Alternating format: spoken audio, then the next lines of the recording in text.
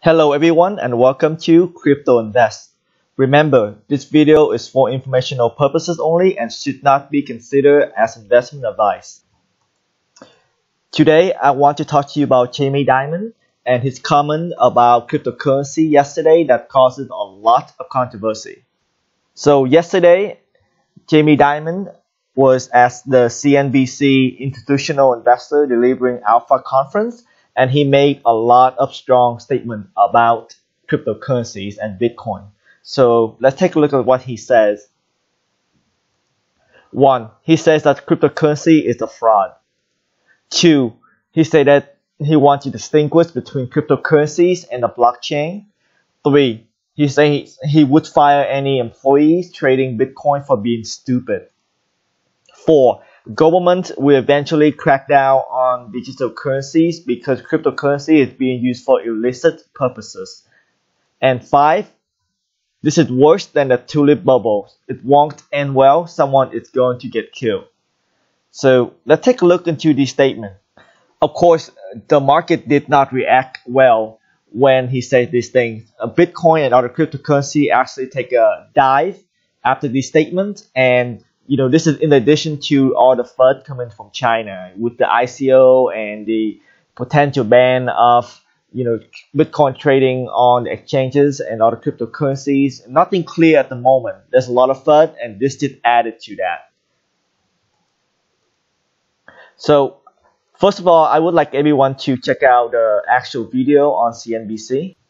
It is a pretty short video, so don't take my word for it. Just take a look at the video, watch it, and so you can be more informed. If you are watching this video, there's a chance that you are a cryptocurrency enthusiast.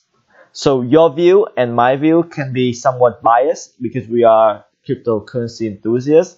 But it is important for us to take a look at this situation in a way that is unbiased as possible. Let's see if there are any merits on what he said. So first of all, who is Jaime Dimon?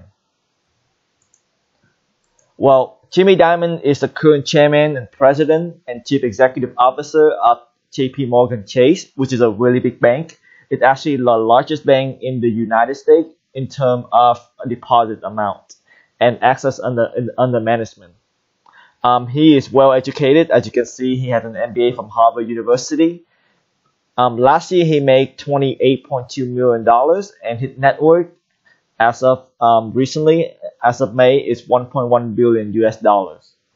So needless to say, he looked good on paper, but he's right about Bitcoin and cryptocurrency. Can he be wrong?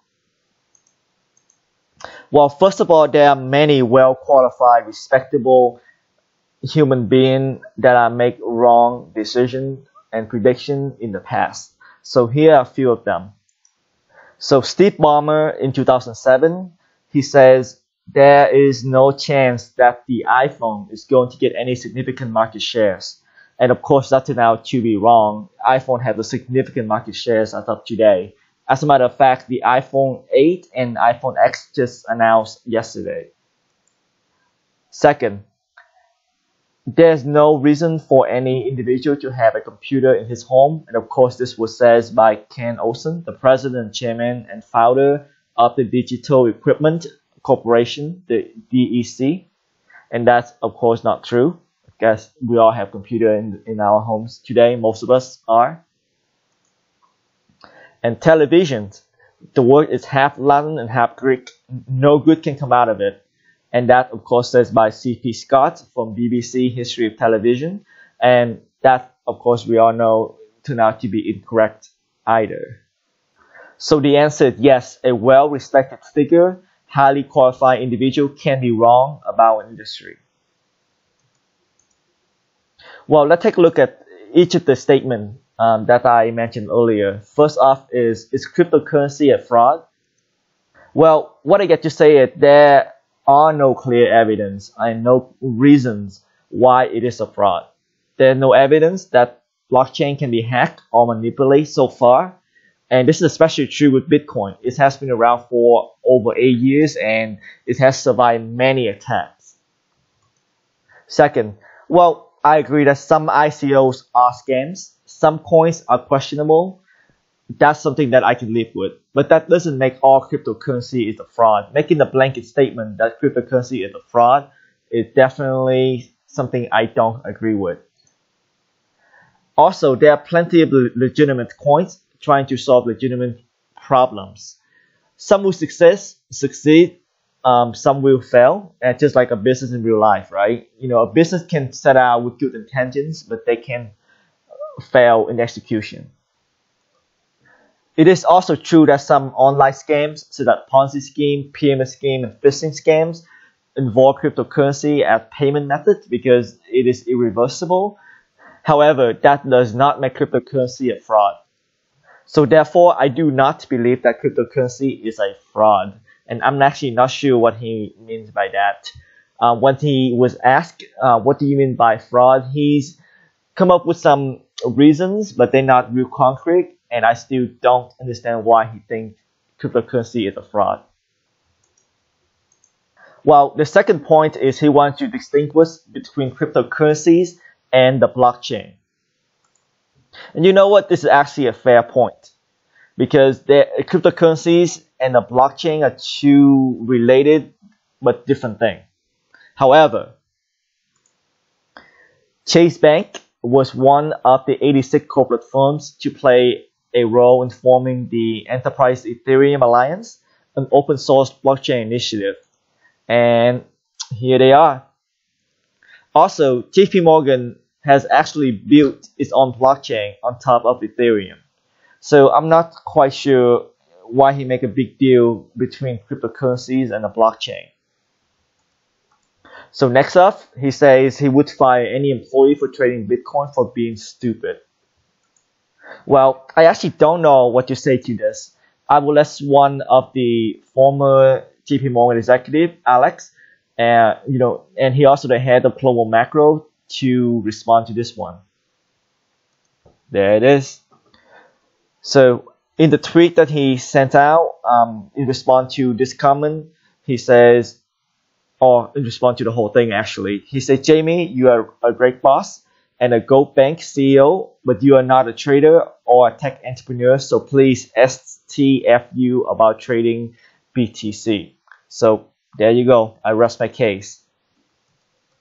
Next up, he made a comment about governments will eventually crack down on digital currencies because cryptocurrencies are being used for illicit purposes. So to respond to this, to analyze this, I have to actually break it down into two different pieces. The first piece is governments will eventually crack down on digital currencies. Well, this statement is somewhat true. Governments are trying to control cryptocurrencies. They try to manage this space. Case in point, China banned ICO recently. Russia put out some statement. The SEC in the United States also made some comments about how to regulate ICOs and that sort of things. Have to do with KYC, know your customer, make sure that money is not being used for money laundering or support terrorist organization. That sort of things. So that is somewhat true. In my opinion, the wicked links at the moment are one, the exchanges. Because although cryptocurrencies are decentralized, the exchanges are not. They actually operate on in the country. So therefore, they're subject to that law of that country. And second, there is an entry and exit point for cryptocurrencies, meaning that at the moment, in order to get cryptocurrencies, you actually have to use fiat money to get into the market. And when you actually exit the market, you actually turn that into fiat money. So the government can certainly control that point of it. However, this is an ongoing battle and we don't know how this is going to end. The second piece is that cryptocurrencies is being used for illicit purposes. I don't buy this theory at all, and there's a few reasons why I don't. One of them is that a small percentages are being used for illicit purposes. Something as cash or any other form of currency. Sorry for that, guys. And secondly, when Silk Road shut down in the past, they had very little effect to the Bitcoin price and volume. And also there are plenty of legitimate merchants accepting Bitcoin currency right now, from online retail store to airlines. And the last point that he made is that this is worse than tulip bubbles. It won't end well. Someone is going to get killed. And all I can say to this is not again. I made a whole video explaining the difference between Bitcoin and the tulip bubble. First of all, there are huge differences between Bitcoin and tulips. Some of the obvious are the use cases. There are many use cases for Bitcoin. It can be used as a currency. It can be used to purchase items. It can be used as a store of value. There's not a lot of cases for tulips, so that's one. Secondly, there's a limited Bitcoin supplies. There are unlimited tulips. And the last thing is that Bitcoin currently is still a really small market. The entire cryptocurrency market actually only sitting at around 150 billions, which is a tiny fraction of the entire economy. And back in the day when the tulip bubble happened, the tulips trade actually accounted for a large percentage of the country at that moment. So they are not the same. What I do buy is that the value cryptocurrencies are highly speculative. So that's something that I can live with. Although there are use cases, cryptocurrencies are not at mass adoption. So a lot of the pricing that you see currently are speculation. So that's something that I agree with. Now, can we be in the bubble? I don't think so, not at this moment, just because we are in a really small market.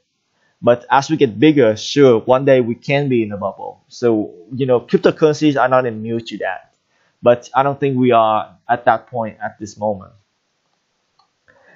And will there be a correction? Sure. Just like any markets out there, the bonds market, the stock market, there will be many corrections.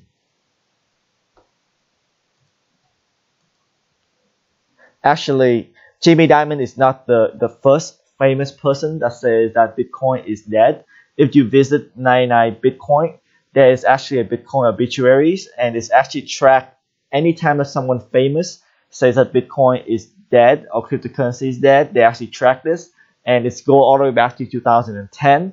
And of course, JP Morgan is the latest entry to this particular site. JP Morgan, Jamie Dimon says Bitcoin is a fraud.